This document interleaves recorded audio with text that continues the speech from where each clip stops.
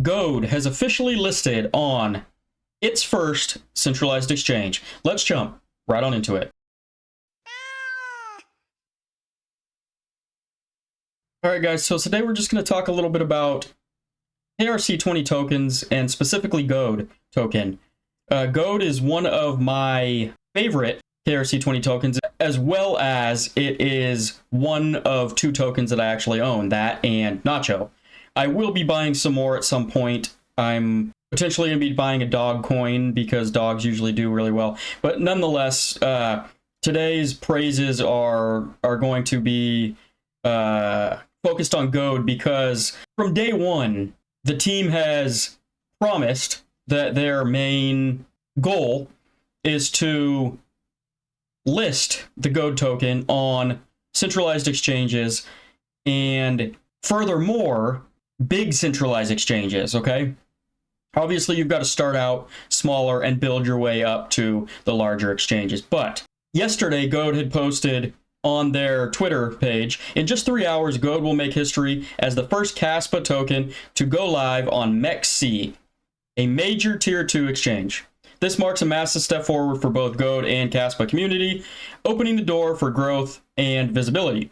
Brace yourselves as we continue this exciting journey. The second Tier 2 listing is paid and currently under integration on Something X, while the final and biggest Tier 2 listing on starts with a G, ends with an O, is under offer negotiation. So let me know, you guys, in the comments, which two exchanges do you think these are? Tier 2, this one ends with an X, this one starts with a G and ends with an O. I'm not going to go into what I think that they are at this point in time, but let me know down below in the comments.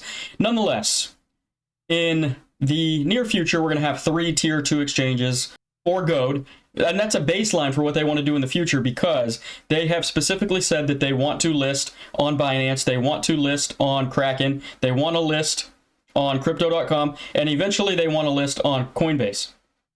Whether all of that happens or not, it's still to be seen, but the fact that there is a fire underneath of them to become the first project to list on bigger USA Tier 1 exchanges is promising, okay?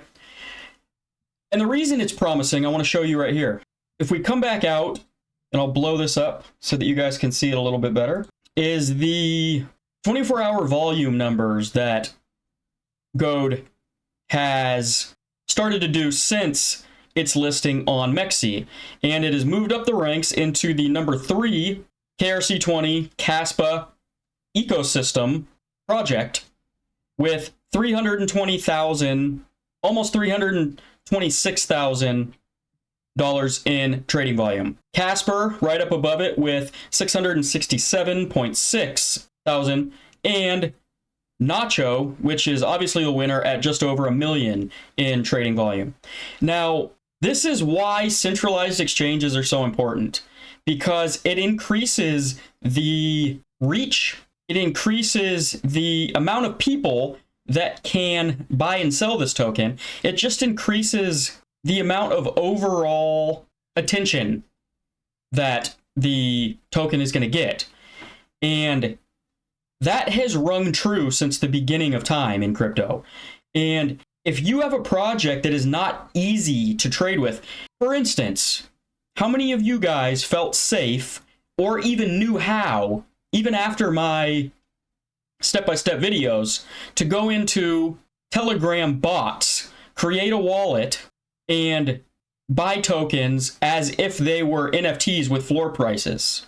Okay, that is what we were working with before these projects started listing on centralized exchanges. Once they start listing on centralized exchanges, the availability of being able to purchase these tokens is astronomically easier and astronomically higher.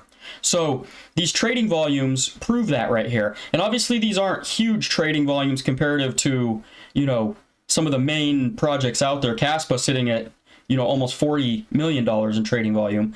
But nonetheless, they're getting more volume as they're listed on centralized exchanges.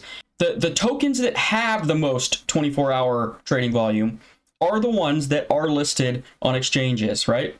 Obviously, we'll cancel out Caspa there, but you've got Nacho that's listed on CoinEx and XT, and correct me if I'm missing any, but I think it's only those two right now. Casper is the exact same, CoinEx and XT. Now you've got GHOAD listed on MEXC and a couple more to come. You've got Caspi, which I know is listed, I think, on XC. I'm not sure about Kango. Dagnite Dog, I believe, is listed on XT, maybe right now. Anyways, my point is that all of these top tokens have centralized exchanges. If only one, it's still a centralized exchange. And the more that you have, Nacho being the top of the food chain right now, has multiple centralized exchange listings. So it's extremely important for price appreciation and just for the token in general to accrue value and accrue trading volume. Keep that in mind when you're investing in these tokens. The ones that have their sights set on these centralized exchange listings are going to be the winners. I promise you that. If you're sitting on a token that's still only able to be bought in Telegram bots, wallets, and has no aspirations to move themselves out of that realm, then it's probably not going to do very well in the long run over time. So just keep that in mind when you are choosing a KRC20 project or choosing any crypto project to invest in the future. Now, the other thing I want to bring up here is MEXC is not available to anybody in the United States. So there's the caveat here. You used to be able to sign up with a VPN. You apparently cannot do that anymore. I'm grandfathered in, so I'm able to use MEXC still. And there's probably plenty of you guys out there that are in the same boat as me. Anybody who lives outside of the US, for the most part, I'm sure there's other countries that you're probably not allowed to buy or not allowed to use MEXC either, but I think a lot of other countries besides the US are allowed to. That is one thing that I would like to see the GHOAD team work on, is getting onto a US-based exchange, whether it be Uphold, whether it be Pionex, which we've talked about recently, as far as lower-tiered exchanges, working its way up to eventually getting to KrakenCrypto.com and Coinbase for US listings would be the ideal situation. And if that actually happens, then you're going to be looking at some astronomical returns on some of these coins. Now, remember, everything that we are doing right here is guessing. We're gambling on these KRC20 tokens. Some of them have a better shot at sticking around. Most of them are not going to stick around. So what we're doing is we are picking the projects that we think have the most potential, and we are taking a gamble that one, if not more than one, of our selected KRC20 tokens that we chose to invest in are going to end up getting a tier 1 centralized exchange. And I don't know if any of them will, to be honest with you, but there's potential for some of them to, as long as the team has the mindset that that's what they want to do. Some of them could potentially do that in this cycle. And that's what we're hoping for, right? Because that is going to be the difference between a 10 to 30x from here on out and potentially a 100 to 1000x on some of these very, very, very low market cap KRC20 meme coins. So, in my opinion, I think Nacho and I think GHOAD have very good chances, upper tier, I guess you could say, of chances of doing that. Casper seems very good. Caspi has started to grow on me and seems like it's a legit project. Conan, I know, is another one a lot of you guys like. It is a dog coin, and it seems like it has garnered quite a bit of attention. So we'll see what happens with these coins. But when it's all said and done, this is a very good step forward for the GHOAD community, the GHOAD coin, and the potential for massive price appreciation in the future.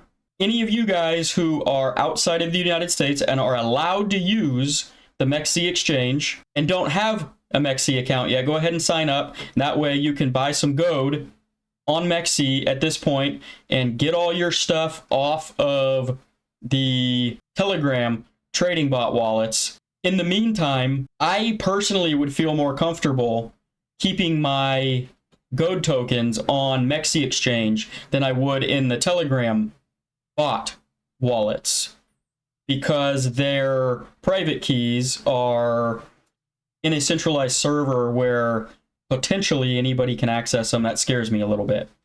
So I personally still keep mine in the Casware wallet. It has the right private key setup for security. All of their issues seem to be resolved, as well as most of their issues were just fees related for minting and stuff like that. There wasn't really necessarily any safety security issues that I heard about. So mine are still sitting in there, and obviously we're waiting for the Tangem wallet to finalize their KRC20 token integration, which should happen in a couple of weeks, because they said the middle of November. We'll see if their timeline is met or not, but that's what they're claiming. And then all of my KRC20 tokens will be sent from Casware wallet over to my Tangem cold storage wallet, where I will feel much safer and sleep better at night. And lastly, I wanted to bring Bacon on screen because we signed him up with a MEXC account. We also signed him up with a Pionex account, and I asked him to purchase either GHOAD or Nacho token. And he is an expert trader, this little Bacon. Ows, he's biting my hand in real time here. He decided to use Pionex account, and he bought some Nacho token because he's a cat and Nacho is a cat. So we have found out that he's literally biting my finger on screen. That's good. Stop. We found out that he is a homer and he stays within his own species of cat. So just an FYI, Bacon is a Nacho fan. Do not tell GHOAD team, do not tell the GHOAD community that, okay? In the meantime, guys, continue to pack your damn bags before it's too late. I will see you in the next video. Peace out.